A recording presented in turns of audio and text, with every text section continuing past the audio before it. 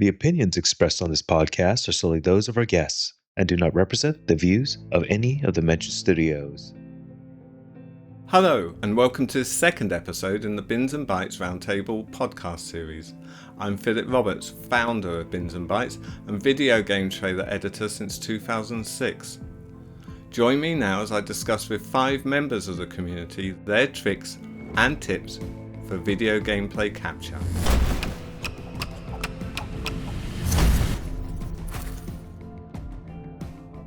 Let me go to you then, Hannah, first. In terms of honesty, always be honest about the game. Never lie about the game unless you want a really angry community and really angry players. But when it comes to like shooting, if it's like, I want to tell a story, but like we're really on in making the game and we're like not able to show it, but we know we want to tell people it, I'll be like, okay, let's get some plates. We know it's going to come in and we know it works. Maybe the animation works like separately and it's going to be there, but they're both not connected right now. I'm happy to shoot a plate. I'm happy to put it in because I know it's going to be there. And if not, I'm going to take it out if it ever gets pulled. Stuff with like using debugs and like UI as well. There's times in cinematics, you see across so many cinematics now, especially where there's shots that just aren't in the game, right? Usually like, you can't get that angle. And I think the way I've always thought of it is if it emphasizes your story and it emphasizes what the game is, but isn't lying. I mean, we're selling the game. Let's back to Philip. Like, we need to put boxes on shelves and have them be torn away by customers. But I think like part of where we sort of push the boundaries a little bit is that we need to create that sort of rose-tinted glasses version of the game that's like, this feels like the game. Whether it's like an accurate one-to-one representation, that's rarely going to be the thing, even in like the example of, okay, we have an online game, we can't do a bunch of resets and we have buggy AI on animals in the world, etc. You're obviously not going to be putting the camera in that direction, or you're going to be editing that stuff away. That goes towards like sort of beautifying the trailer as well, because it's lying by omission if you want to sort of pull that string. And that starts with editing as well, because you would edit the glitches of the animations out, edit out the glitch of the camera movements that you tried to get in and things like this. It's important to sort of visually not pretend like this is the game, sort of how it's played and how it looks. Whenever like we did a trailer for an indie city builder called Timberborn a year ago at this point. And the camera is much closer to the ground than you'd ever do with the gameplay. But it's all to sort of like, get sort of part of the universe that you wouldn't really sort of see. But it's sort of it's a big part of the player imagination of like, okay, I'm controlling these little beavers and the little beaver colony and sort of building this little beaver city.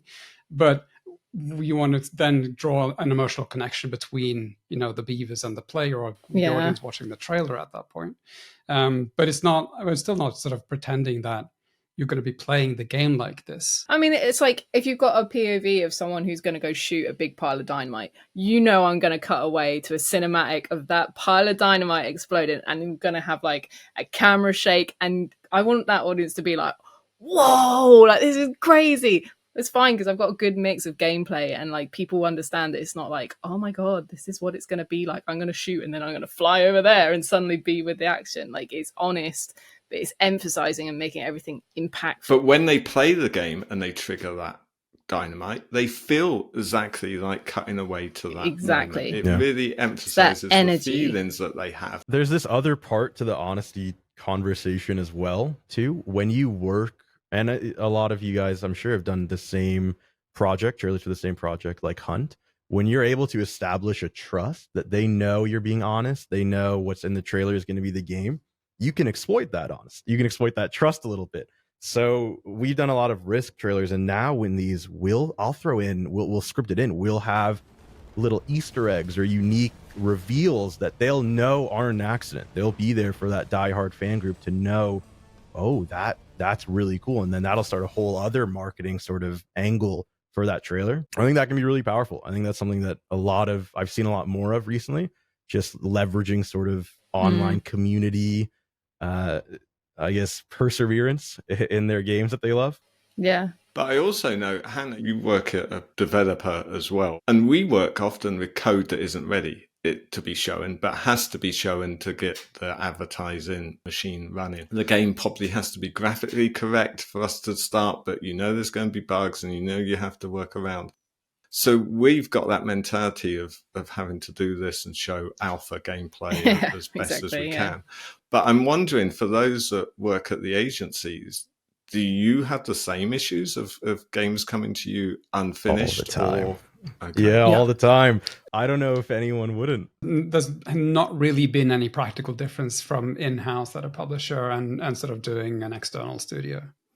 The trickiest part is changing the camera without having the game artists come back at you and say, no, don't do that. You're too close. No, too You're close. Way too close. Too close. Yeah. The texture looks low res. Yes. Yep. I'm like, it looks great.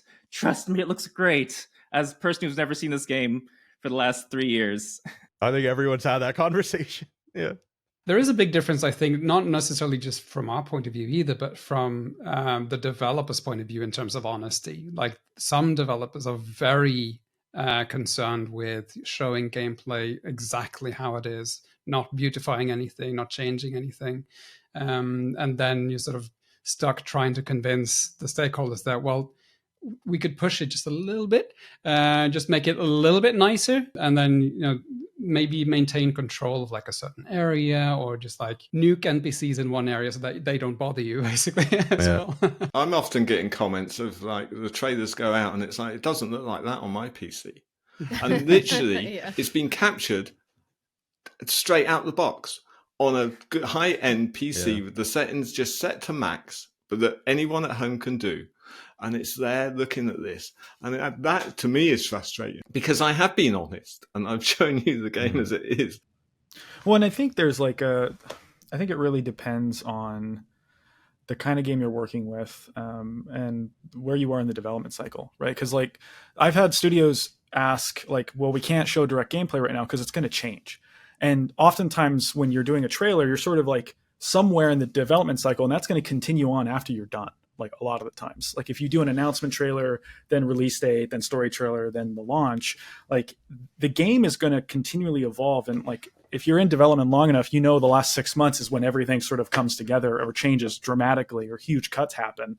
And so when you're making a trailer and you're talking about, well, we think the feature is going to work like this, but not everything's in yet. And then you edit this idea around it and capture footage around that concept. And then it gets cut after you finish the trailer and after you're moving on, it's going to come out and people are going to be like, wait a minute, this is in the trailer, but it's not in the game. Why did you guys lie?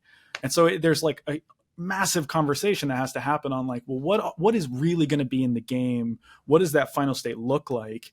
And if you're working on something like an announcement trailer where the game's 3 years away from release, but you're doing in-game capture and everything's running in real time and you're having someone actually drive the car, there's a huge amount of conversation of, what do you want to present to make sure you're not being dishonest, but also where do you need to fill in the gaps because the designers haven't decided what element of the game is going to work a certain way or not. Yeah, because I've worked on projects that you start and then by the end they are totally different. But the problem is you've already started marketing them and you're like, oh, okay, we have to adjust to how we're changing now and we have to make sure we're telling an honest story to our audience.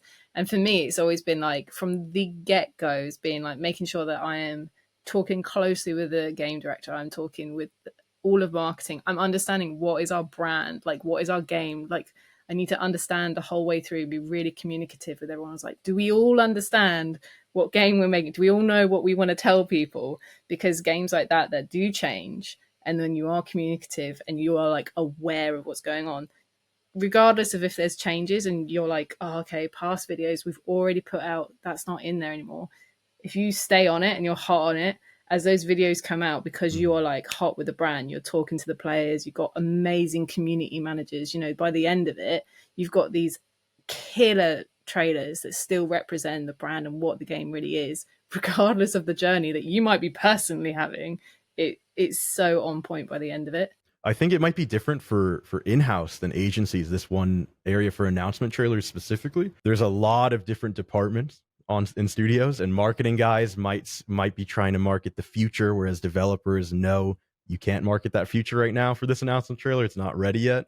And those conversations, like Gage was saying, are super important to have, because if you're planning and you have a black hole in your cut for 3 months that you're working on, because you were told that you'll get a character with that ability in 3 months for sure, and then you don't get it, it's a big thing to sort of flex around. You touched on a big difference, Sean, with like being out of house and in house. Obviously, when you're working close, like in proximity to developers, you get a feel for how the game is doing across, years of development. And as an external house, you just get to sort of like, you come in at certain points in development where, well, in the case of announcement, where anxiety levels are quite high in terms of like, what do we show? Because even in a marketing department within like a big game studio, you are an external in many ways. So you still have the luxury of having like the third person perspective on a development cycle and sort of see that, well, you guys are killing yourselves over this like thing that isn't that significant, especially not for trying to sell the idea of the game or something. It's stuff that can wait sometimes even until after launch, like it can be patched in or whatever. But it's been so interesting sort of following several different development cycles with both within the company and then the publishing titles as well as have been coming in, because then you get to be the external agent again, but still be sort of close to how people are doing, and the stress levels, like the stress meter is going up and down. It's good to help with milestones. the stress when you can. Like you said, you might ask, how can you help? It's fun to be able to say, I could just do that if you need me to. We've had trailers where we've done certain like game development things that just went live with the product to help the trailer. So fixing up a texture, fixing up an AI animation, something like that, because we have that experience. It's really fun to be able to take that load off of the engineers or the developers so that we can make our trailer. Have you guys ever experienced like making, say, the announcement trailer, making like an early trailer and then feeling like the development shifts a little bit as a reaction to sort of seeing the trailer? Might be in the middle of that right now. 100%. Happens all the time. For one of the Lore trailers, there's a dead character who's been shot in the chest, and we created the live version of this character to show how he died at a gambling table. And it ended up that that character then went into the game as a separate model. You could then have the live version. That's awesome. There were things in the Pacific Drive announcement that I threw in that were like just cool tone setters for me, where like when you're getting in the car, because I did 5 or 6 trailers for Pacific Drive, but there's like, you get in the car when the storm's coming, like I was like, well, there should be a siren, and like we should have like, it'd be cool if there's voice or something, and like, because we do all the audio too, because none of the audio was done in the game. But because of that ended up in the game itself, because the devs were like, that's a cool idea. It'd be nice if we had this creepy siren sound when the storm's coming.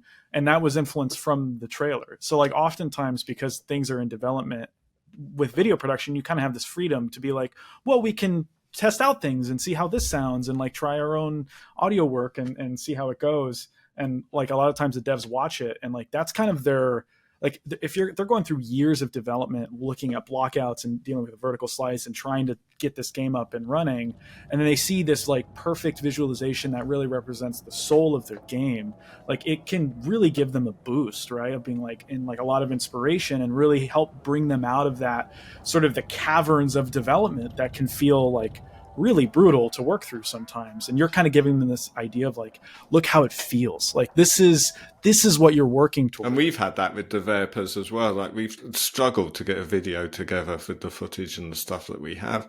It's gone to E3. It's been so well received. Mm-hmm. Then the whole spirit of the team lifts when you come back. It's like, actually, we can pull this off. We've got this, and we're onto something. The power of what these trailers can do, the teasers can do, internally as well as externally, shouldn't be underestimated. I think it for a large team is sort of like a unifying thing as well, where sort of suddenly we understand what we're making in a way, because of the larger a development team is as well, like the less everyone is making the same game in a way. We are the people that represent the end of years of development, like of hundreds of maybe like thousands of people for like quadruple A games.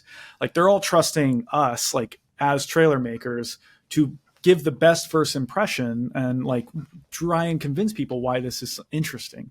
So like an entire studio is really betting on your skills as a storyteller and as not just a marketer, but a creative, to like represent an entire group of people and all of their energy and effort and collective brain power to give them the best chance. When now like 2 games release on Steam every hour on PC alone, like this oversaturation is enormous, and it's heartbreaking when you spend, 8 years on a game and a few days after release it shuts down, or you have all of this work that goes into it. Like, we're kind of in that position, right? Like I take that very seriously, and I think that's, I don't know, like that's a very privileged position to be in. Is like we try to see the best in every game. And I often think the announced trailers are such a big standpoint for that, because like you're saying, Gage, like often there's so much weight on it of being like, okay, this is what everyone's leaning into. When you're looking at a marketing campaign, that is like the precipice, that is the butterfly effect of everything is starting from here. And however you set that, that is your tone that you have to work with or fight for the rest of that marketing campaign. Like if you hit the ground running, and you not only can you tell what's going on in-house and you'll be like, okay, yeah, everyone feels amazing about this is wonderful, or you're like, okay, we got our work cut out because everyone's not feeling it so much. You know exactly where you're going from that standpoint. I would wonder if we have any time to talk about our pipelines and any tips and hints. Yeah, I wanted to ask a question actually on like the debug tools and so on. Like what's like the most creative use of debug tools that you've seen to sort of hack, a camera tool or something into a game? I don't know if I'd say creative, because I've had instances where I've tried to use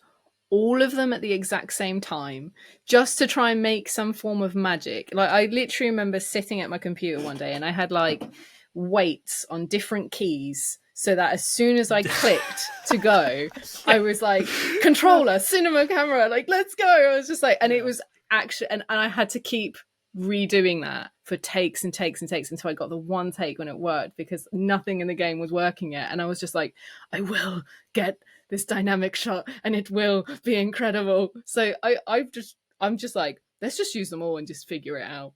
I'm never smart enough to be like, let's see if we can have a creative one that just does everything.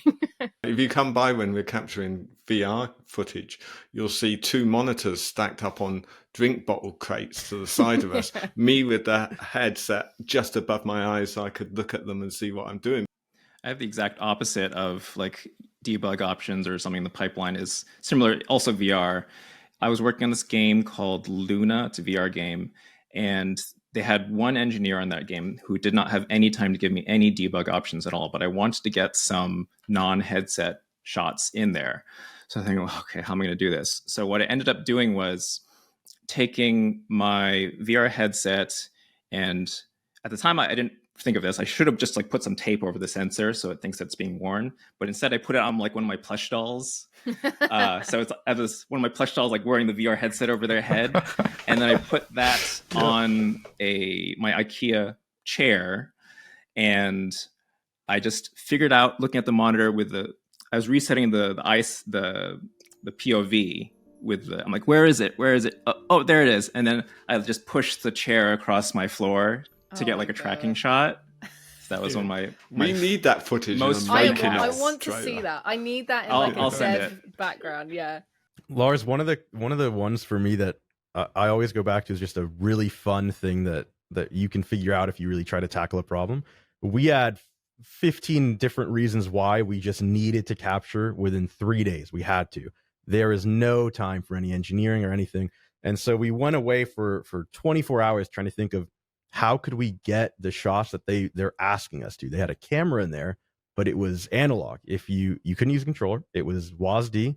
You hit W, it goes. You hit S, it goes. You couldn't do anything. And there's a lot of different solutions to that.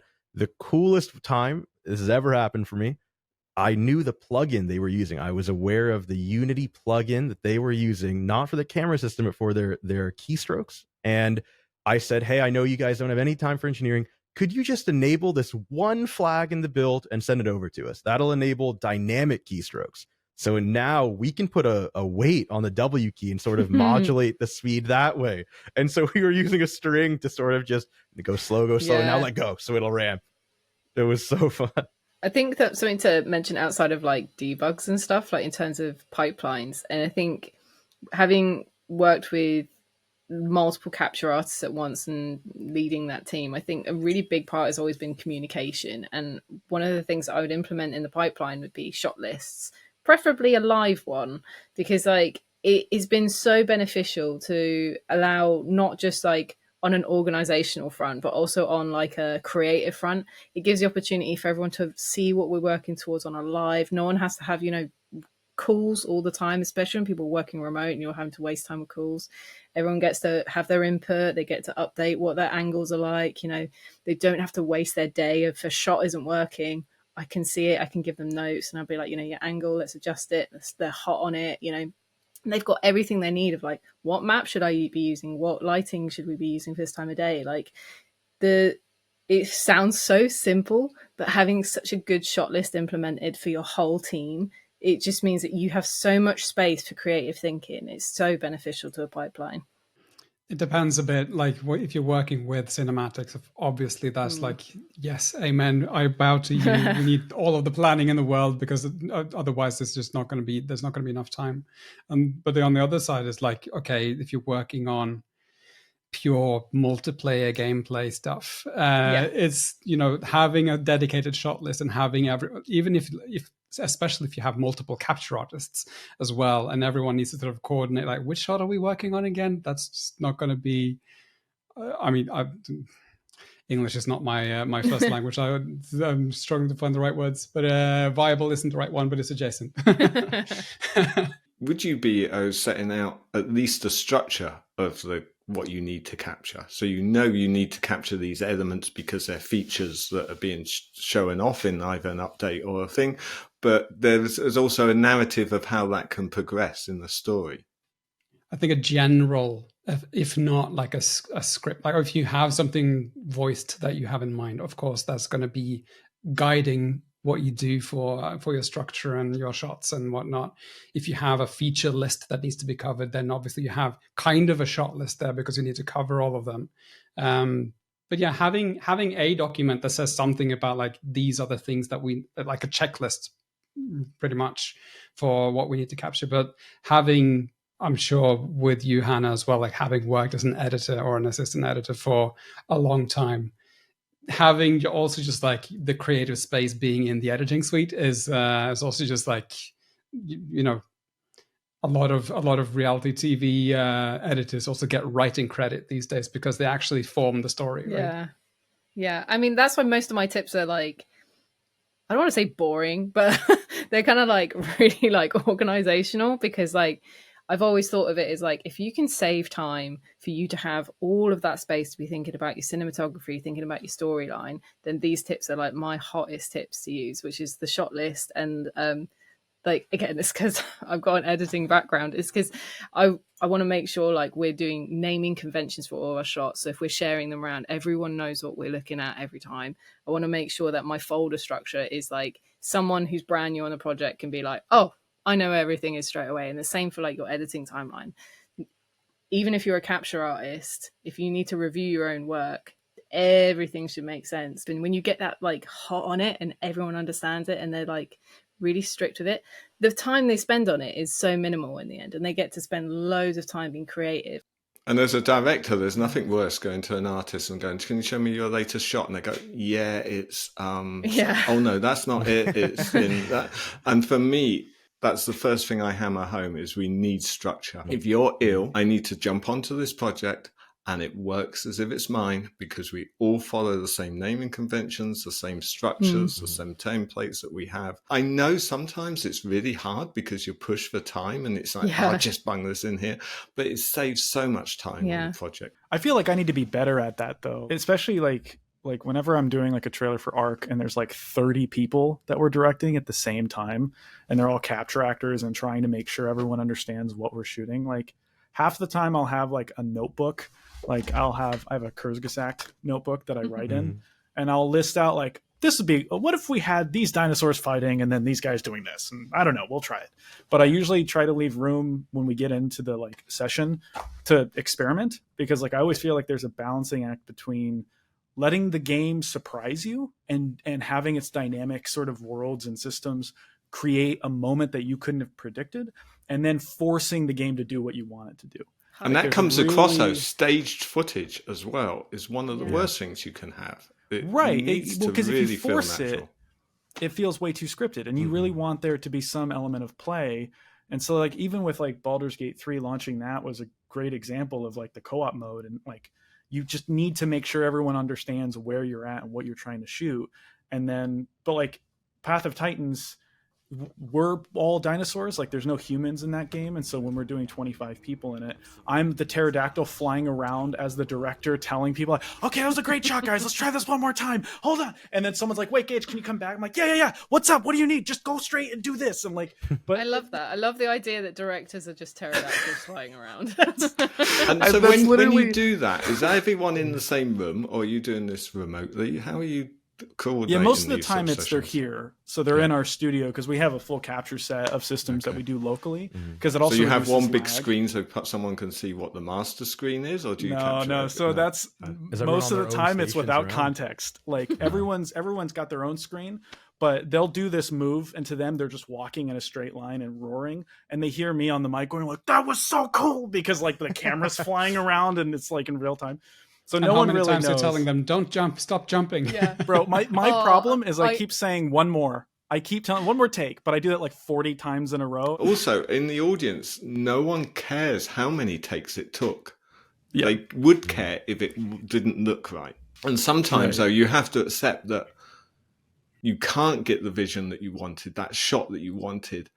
But it doesn't matter because the audience didn't know you had that in your mind, and they're not expecting that. And that maybe somewhere down the line you can mimic this and get it again at another time. Yeah, but I think that's such Yeah. a good point. Like, because like, we were talking about this earlier about failure, like having space to fail, and sometimes you get like the most amazing results from failure. And also, I think a big part of it is like having a good team. If you have a team that aren't working because you're so strict around everything you have to do, you have limitations within that. And like sometimes when you make mistakes, even if you guys have been sitting together and you're like, okay, we have to get this take, this is like the 5th take, and we have to try and get it on this one, it's take so long, and then someone messes it up and you just end up laughing, and that is like the best dynamic. I remember trying to get a shot once, and it was like multiplayer, and it was like our 6th take or something, and we were just trying to get everything timed perfectly. And I thought the take had finished. I flew in and just landed, and they were, Hannah, why? And I was like, what? I don't understand. And my character's there like just ruining the take. 6 takes sounds like luxury as well. We had 238 once trying to get an 8-minute walkthrough. And again, we're talking about games that aren't finished, and we'd be walking into a building and it's like, the furniture hasn't rendered. This is great. Okay, we're now 5 minutes pops into in. this take. And it's On like, the 238 okay. take thing, oh my gosh, we Yeah. had a random little mine, and it would randomly rotate when you throw it. It was like a throwable mine, and the developers really wanted this cool shot of it, but it was a random rotation, so it was impossible to get the one we wanted. Yeah. But the camera motion we know, the buttons the guys have to do we know, so we scripted that. We made an auto hotkey script to script it all out. We hit play, we hit record, and we walked away for like 4 hours. And then we came back to see did it randomly work yet? And then we found the take and we used it. we shot It a was brilliant shot in a stream once, and again, we've got to get that into a trailer. That this guy's throwing this knife to hit this thing, and we spent ages trying to get it. And then we said to the developers, "How did we get this?" They go, "Oh no, we stopped it being able to do that in the last update." Typical. Great. Very typical. Of course. I'd love to hear, Gage, what you think about being in person with your team versus remote. I think there's advantages to both. We're able to, stream the master to everyone over here. We're fully remote, and we're able to, if I need to, like connect into different machines to do different things. But in person sounds like it would help a lot in certain cases. Well, we do both, right? So Yeah. we're hybrids. So Got I can do things and like similar remote into the machines, but in person, I think it's like it depends on the hardware in some ways, like, and like what kind of hardware you're using to capture, and how much of that's remote capable and how much of that's like in person specific. I never, like, we've never streamed the master generally. Like, if everyone's in person, they can come into the edit bay and like they can see on the big screen, like, this is kind of what we're trying to do. But oftentimes I just tell them, I'm like, just trust me, guys, just do exactly as I say. And trust do me. you have a master though, or are you capturing multiple screens? When you do I it? usually only capture one, Okay. like, and do, that's generally how I tend to approach it. And we don't really do camera splines, or it's all real time, and it's all people playing the thing. So all the Pacific Drive trailers were like, there's someone driving that car, like in that moment, in that shot, and the camera angle you see is the angle that they're driving with. And so like part of the time I'm doing one hand on a controller for both, so I'm controlling the car and the camera, and then other times my poor team are like cussing me out because they're like keep hitting trees because I'm shooting from the front headlight and they can't see where they're driving, and I'm like, just trust me, just go with it, man, it's great. But like, I was wondering about that, because Pacific Drive, is it a multiplayer game? No. So how do you do that with multiple people? A lot of cool tools on the back end, man. A lot of there we There's go. some cool stuff. Like there's win. Well, that reminds me though, like Derek I wanted to just give credit to Derek's point about like trying to do just more on the gameplay side. Like I feel like I can see his reasoning for that too, because it creates like you have to think outside the box with more restrictions a lot of times. And I've found like some games where there are no camera tools and the devs are like, a lot of times it's a proprietary engine, and like sometimes like you can't really inject stuff into it like you can with like Unreal, or because like when I did trailers for Unity and their Gigaya game, like that was the whole thing. But there are sometimes where you just have to go, okay, how do I break the camera out of the perspective that it's in and use wall collisions and then ride the camera off the wall collision to get a shot that kind of looks kind of cool, but it's like ridiculously insane. And I imagine like there's just more you have to think about and just trying to like get interesting shots, right? Because then it changes that perspective of focusing on gameplay versus like a cinematic gameplay point of view. And with multiplayer, are you capturing with people that you've hired because they got capture skills so they can do it, or are you working with QA? It can be both. Like for, at least in my experience, it can either be all internal. So sometimes if we need to run a local server like here in our office, it just reduces lag exponentially when we have a dedicated PC that's running the server for the game, and then everyone connects locally. And those are usually people that are in-house. But I also have like a bunch of capture actors that like I've trained and taught and hired and brought in whenever we need to scale up. If we need to do 40 people or something insane, like that's where it can be really challenging. But working with QA is another like aspect of that we've done before as well, right? Where we get to fill out like double the team size if there's QA or more folks involved. And then part of that is also just when you have that many people is making it fun and making it like not feel like a job, because it can be like a lot of work to do, like take 200, take 210, 211. People are like, I'm walking in a straight line. What else do you want me to do? I don't know if you guys can tell, I tend to be the goofy, like this is fun. Like, here we go. And I think it really makes it more enjoyable because it reminds you like why you're doing this in the first place. And we get to be pterodactyls for a day or something, right? You say, that was perfect. It was great. We're just going to do it just one more time. Or you take my approach and you turn down all the multiplayer games. Biggest power move ever said in the podcast. The only amount of Just say energy I no. have for multiplayer is Among Us VR, because they're so limited in their abilities that it's much easier to direct. I mean, VR, the hands can get very glitchy, which is the problem. So I'd be like, okay, you're going to be the actor. And the hands are going, and I'm like, okay, you're going to be the actor. So, but like, and those are great trailers too. Oh, thank you. I like doing those because they're like silent films, which I really liked making when I was in film school. Yeah. And like, you don't have to deal with dialogue and stuff, but it can just be like slapstick, and it's my sort of sense of humor. But like whenever I see all the multiplayer stuff, I said, I'm just going to send it to someone else, because I'm going to be working on something else at the same time. And this is like a capital J job, as much as fun as you can make. And I'm always so self-conscious of how much time I'm taking up for people, because usually it's the QA people, like Shell Games for Among Us. I'm like, I'm taking up all their time. Oh, why did I ask for another take? I know why, but from their perspective, it seems kind of pointless. But see, if you make it fun, they're gonna want to stay longer, man. That's the master plan, right? They're It's all like, going to want to push the plush toy around in the chair with the headset on. So Derek, you made a good point about like turning down multiplayers, because I'm terrible at multiplayers, and it's so lucky that I don't know about you guys, but I don't feel like I have to be good at playing games in order to capture games, because I'm the person who's looting and ignoring my team getting like fired upon when I'm like, look at this texture, look how good this texture looks. Like, because I'm look terrible at the light at rays, multiplayer man. They games. look so good. That's a think really good that, point. Is that yeah. I've only felt I was good at maybe like 2 games that I've worked on out of over 100 or so, and that was Spelunky 2. So when that game came to me, because I'd played so much Spelunky, I'm like, yes, I'm actually good at this one. Like, not like the best at Spelunky, but like of all the games that I worked on, like I've put in the hours for this one. I can like do this. But most of the time, I'm same as you. I'm like, I'm fine at games. I'm pretty good at like picking up the mechanics and figuring things out. But like, I can be good enough for like this stretch amount of time. And if you're doing it over and over again, you get better at it anyway. So, and it is just for that shot, isn't it?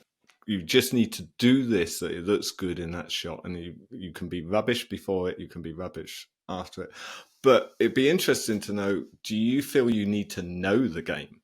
Because I find a great advantage working on games, especially games as a service or games that I've seen in development for a year or 2 years with the company. I get to know every inch of these maps, where they are. How is it for you when you're being given these? It's really important for me to really know the game. And part of it came back to when I was working on Subnautica. And I remember thinking like, oh my God, this game is so big. I can't possibly like play enough of this to get to like version 1. So you know what? I'm just gonna look in the voice files. I'm like, ooh, this would work with this. And I'm like taking these things out of this context. Totally didn't work. Wasn't the right vibe. And they're like, yeah, this doesn't really reflect our game. And I'm like, oh no. And then like after that, for like a weekend or something like that, I watched like every how to play Subnautica video. I read the wiki. I looked at the forums. I read all the guides. And I'm like, okay, I see how wrong I was. And then like from then on, I'm like, I'm never doing that ever again. I have to like know what this game is. I need to know what the community says about it. I need to read Steam forums. I need to read YouTube comments and like know like what are they expecting, or what are fans of this genre enjoying about this genre of games? What are they looking for that they don't see in the other games in this genre or something like that? So then that I can know exactly what they want to see. And I think that it's good also to have the perspective from the outside, because that there is a lot of times like 2 audiences in a way, where it's like the hardcore fans and like the more general audience. So I will often in trailers, like say for Spelunky, I will make it so then that the people who haven't played Spelunky can get it, but then the people who are really super hardcore, they can like freeze frame and like look at, oh, what was that item there? Is that part of the thing? Yeah, and I'm always filled with pride whenever I watch the YouTube after the like those little graphs on the bottom pop up where they show which parts of the trailer people are replaying. And if it's the part where I'm like, ooh, that's the part where I put an Easter egg, I'm like, yes, got him. Or like awesome. I did a trailer for Slay the Spire 2 last year for the Game Awards, and everyone's freeze framing it just like to read the cards, which I did like carefully select to be like, okay, we want to have a mix of old cards, but we need to have some new cards, and we need people to be able to get excited about this new ability or something like that. So it's really important to know the game. And Slay the Spire, when I got that, I hadn't played any Slay the Spire at all. I'd heard about it. I didn't know why it was good.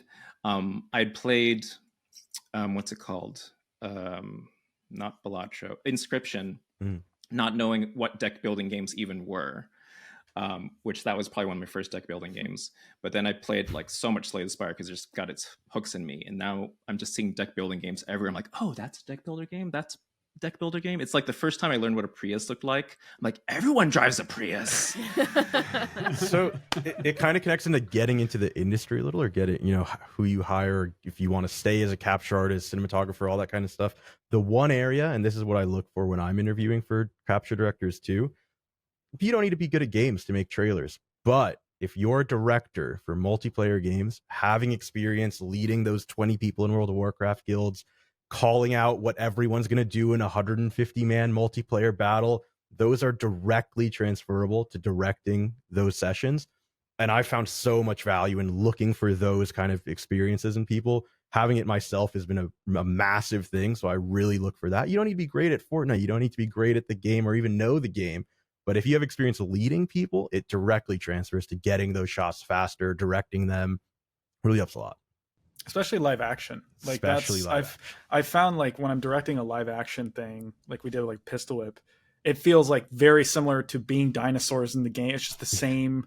You're just dinosaurs. That's like the main difference, you know. But like I do think I agree with Derek. Like knowing the game is really important when you try to like do something for it.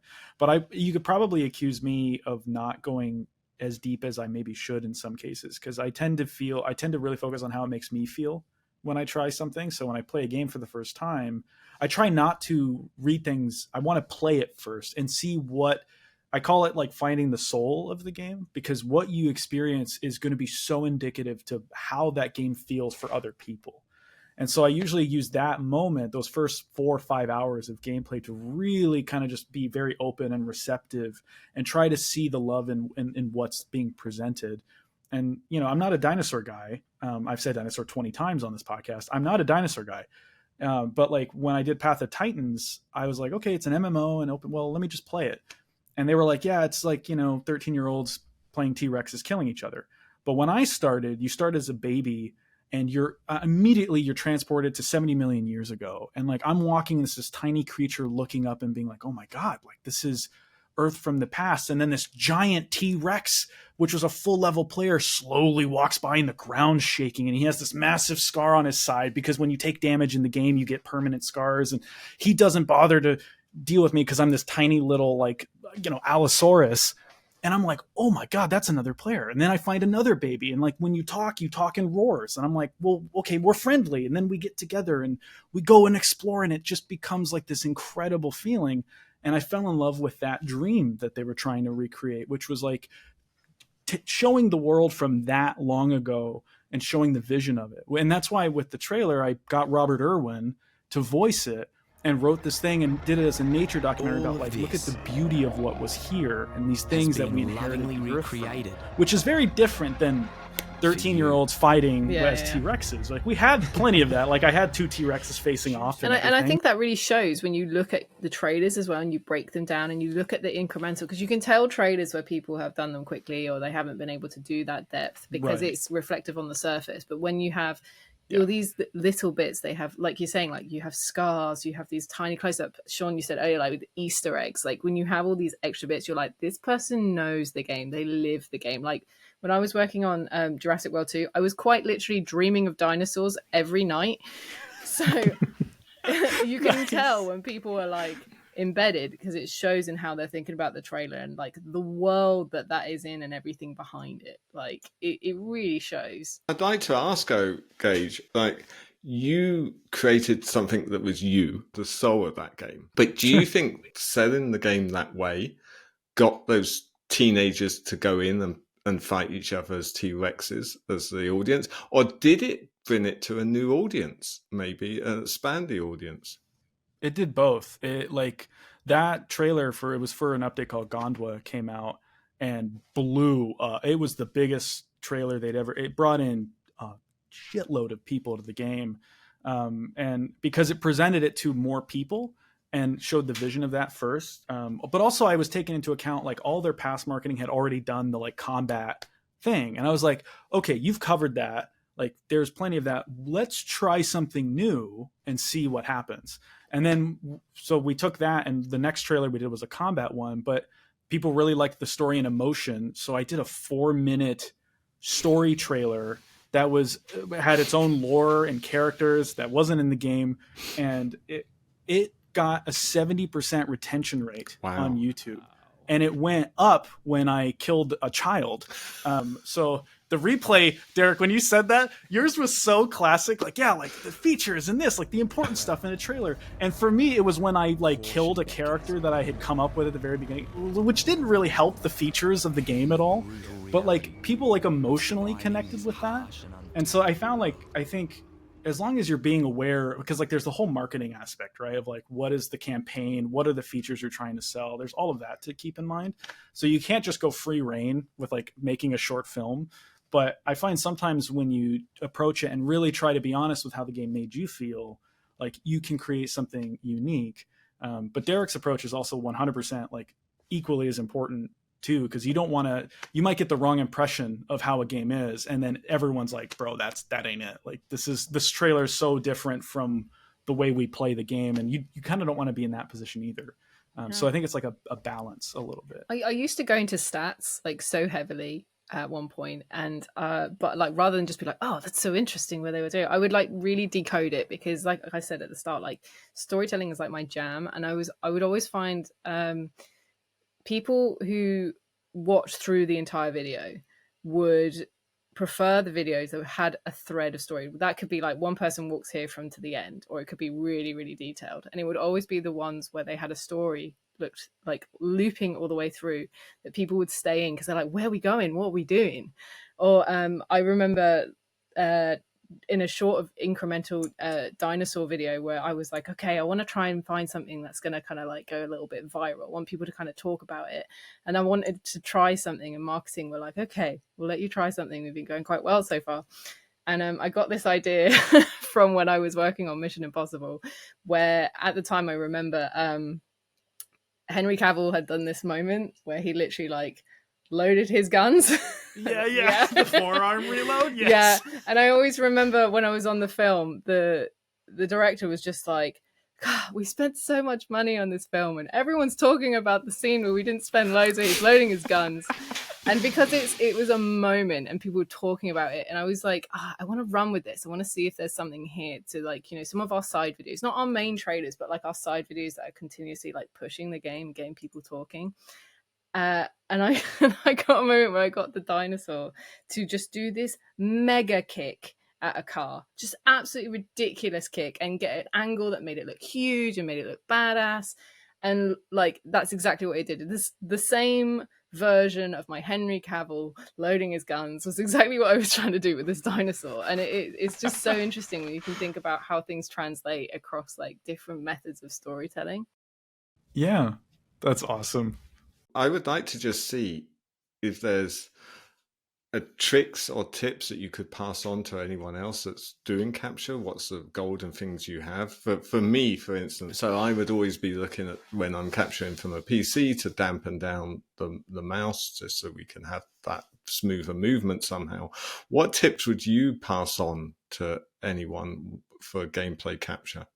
Even with first-person games and so on, I, as much as possible, try to get a gamepad or a controller to use the analog sticks for smooth movement, just because it is smoother and sort of more cinematic.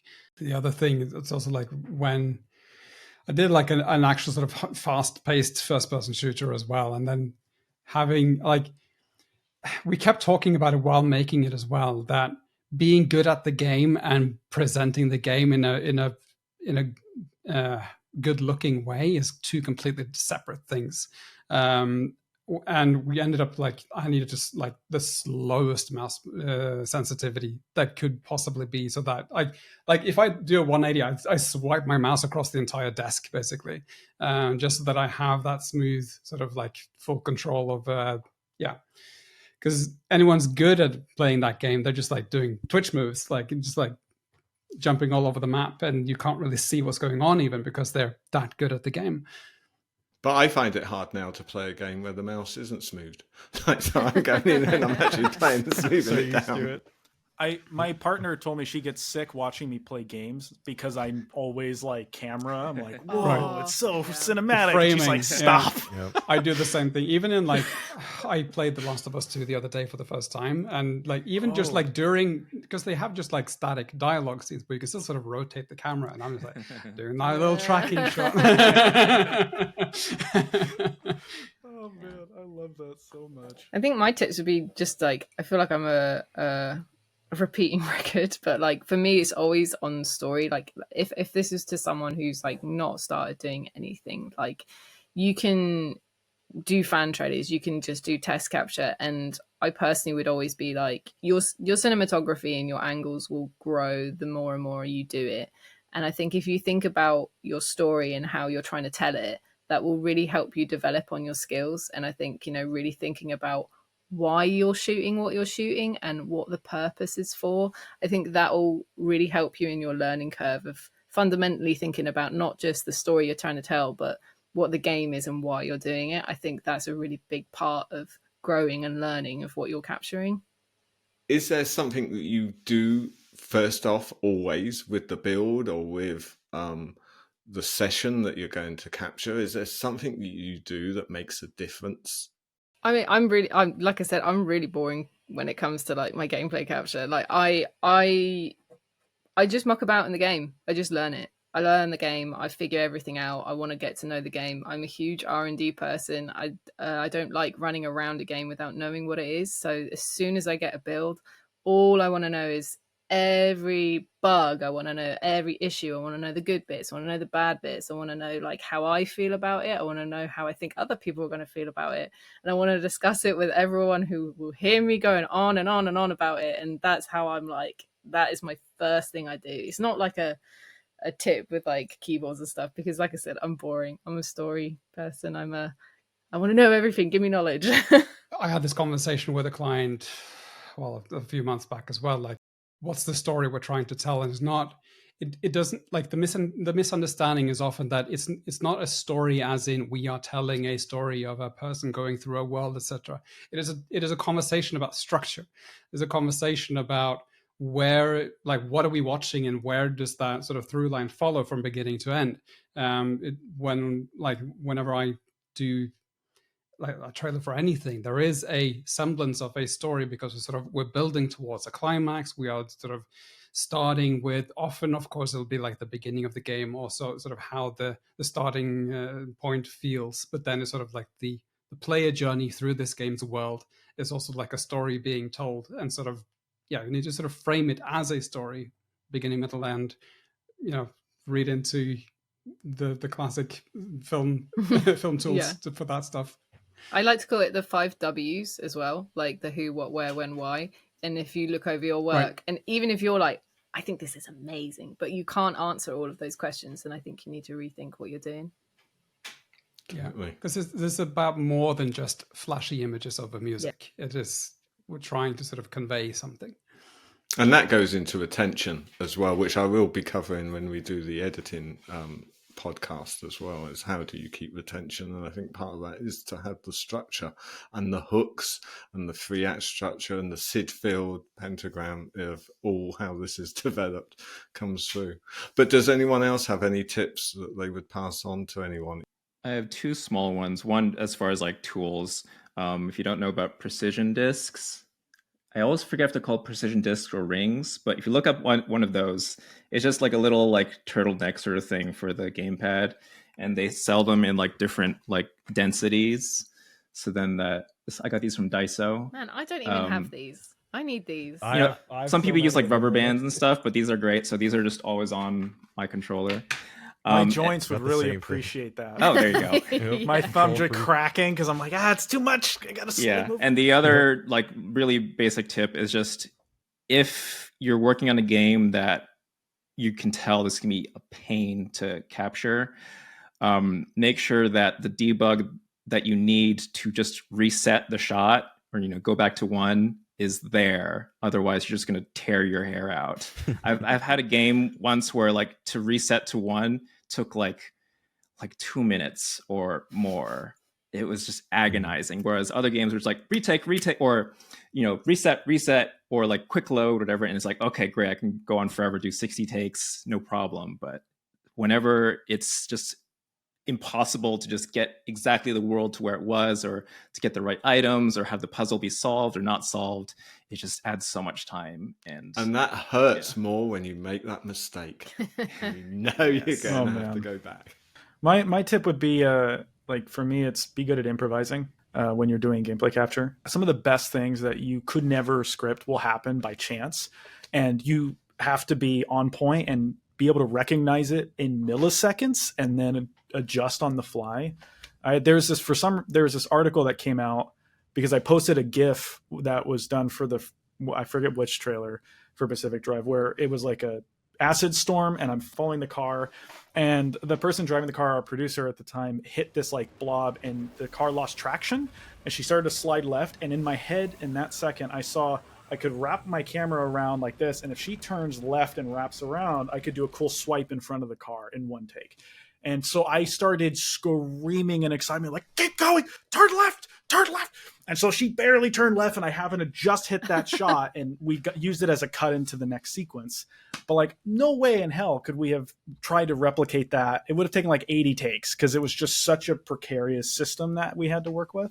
Mm-hmm. And that's like a great example of, you get some of the best moments that are very reminiscent of like how players will have moments happen with the way they play the game, that if you try to script everything, you won't always be able to get. So doing that, and then learning to shoot in real time with someone playing, and trying not to use splines, and trying not to get a perfect camera move every time. Like, be willing to adjust and change, because that gives you a lot more flexibility to, hey, this random thing here, what's this? And then you go and explore it, and you get a lot of takes and iterations a lot faster.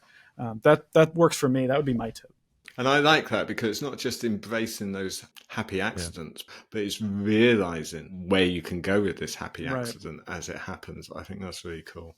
I'm going to say something that's kind of a little bit contradictory to what you said, but it just made me think about it, like something that I learned over time of realizing like I'm wasting so much time doing something. And the phrase would be, I need to know when to let it go, when it's just not working. And sometimes you're like desperately trying to retake the shot. You're not getting it. You can't capture it. It's just really like, can I just try something else? Because sometimes you'll waste so much time, and eventually you'll try something else and you'll get it on like the first hit, and you're like, oh, that was magic. Why didn't I just let go of something that wasn't working? Because you'll find that actually something you hadn't planned on doing was so much better. And as I said before, the audience don't know that you never produce that shot. And for me, I came with a background of script writing, and if I was ever faced with a blank page, it was because it wasn't right. It wasn't working. And so I'd then take a different approach, and it would go. And it's the same with this, I think. The biggest tip that I give to my guys, and just to anyone who's on the ground capturing, is to figure out two things for each shot that you're working on. Where is your level of creativity able to be applied? And how much of the shot is really supposed to be the shot? So if the shot's calling you to shoot for ABC, figure out exactly what is really needed. Do you only really need C? Where can you apply your own sort of vision? How much of that shot can you change? Is it a rigid idea, or is it something that you can mess around with? And so we'll often asterisk certain things, just letting people know, and this is something for managers too, letting your guys on the ground know what they're really looking for, lets them sort of adapt on the fly, like Gage is calling, figure out when they're in the shot. This is actually better than what I was here to get originally. Let's change the plan. Let's start going for this now. I think is really powerful for a capture artist. One of my favorite direction quotes is from Guillermo del Toro. It was from either audio commentary or some Pacific Rim thing.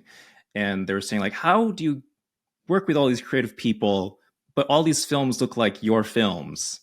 And he said, infinite creative freedom within a very narrow bandwidth. Yep. Mm-hmm. Yeah, that's great.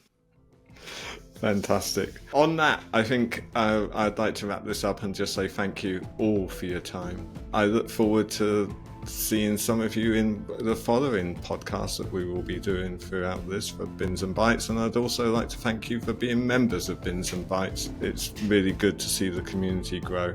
Just remember, please, post your work in there for everyone to see. Great. Thank you very much, everyone. Thank you. Yeah, Thank you, Phil. Philip. All right. Thanks, everyone.